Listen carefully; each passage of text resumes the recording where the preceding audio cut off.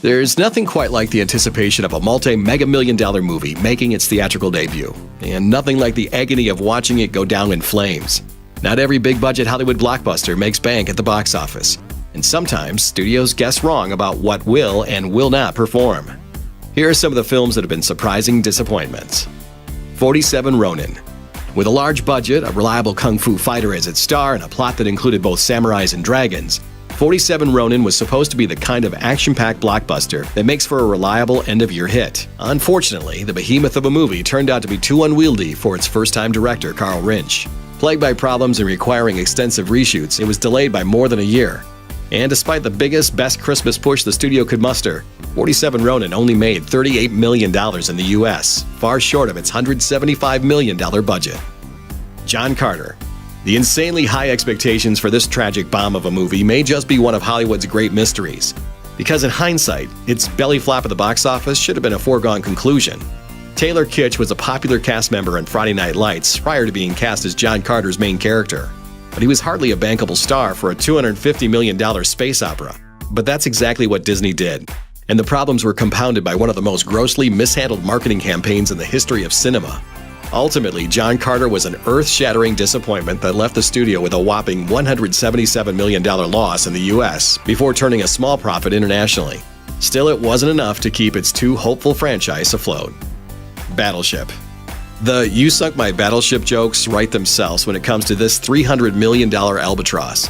Battleship had all the makings of a big summer blockbuster with a cast of well-muscled dudes steering the ship, and high hopes of leveraging the same 80s kid nostalgia that made the Transformers franchise such a giant moneymaker. Missiles good to go. Let's light them up. But at the box office, Battleship suffered from stiff competition from the Avengers, bad press, and a bad reputation for leading man Taylor Kitsch, who you might remember from his mention 55 seconds ago. Although the movie made back its production budget once it hit international waters, it still left Universal taking an $83 million bath. Negative, sir. It's a miss. The Lone Ranger. Before Johnny Depp's personal reputation started to sour, his professional presence was supposed to be a reliable predictor of a film's success.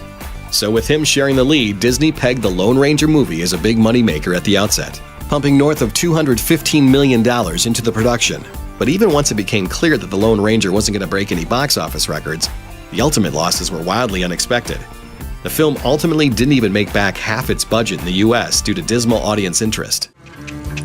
Okay, don't come. See if I care. The cast and crew blamed unfair reviews for quashing ticket sales, but others pointed to whitewashing and stereotyping of its Native American character Tonto as troublesome. Perhaps you want to make it look like Comanche violate treaty. Ender's Game.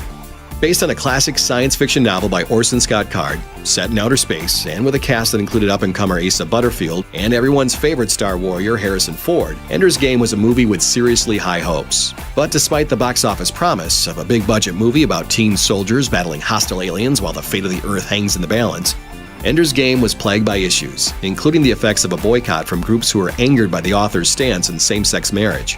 Between the bad press stemming from that and mixed reviews from critics, it ended up barely recouping its $115 million budget.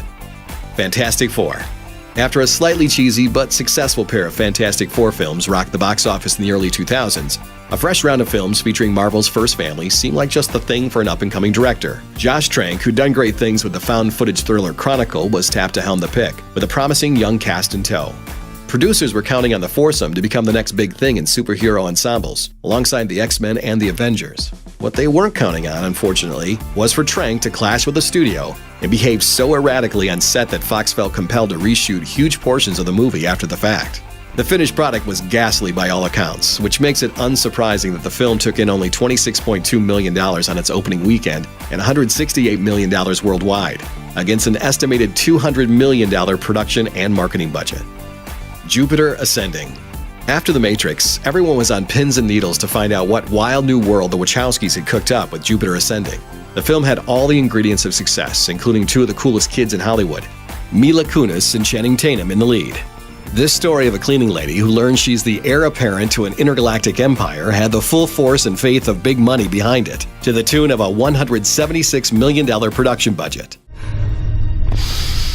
And you begged me to do it. But the Wachowskis reportedly overspent on the film. Test audiences were unimpressed, and the critical reception was extremely chilly. all adding up to a worldwide take of $184 million that didn't compensate for the massive budget and marketing costs of the picture.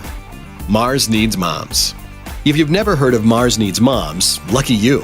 The name is a pun of Mars Needs Women, a 60s sci-fi B-movie that was just as bad as this one. On paper, it had all the makings of a hit, including fresh visuals thanks to advanced motion capture technology, and a family bonding plotline with a cool alien twist. But nobody could have anticipated what an unmitigated disaster the release would be. Not counting the cost of marketing, Mars Needs Moms cost $150 million to make, and even with international ticket sales, its total revenue was just shy of $39 million, making this film a planet-sized flop for Disney. Thanks for watching.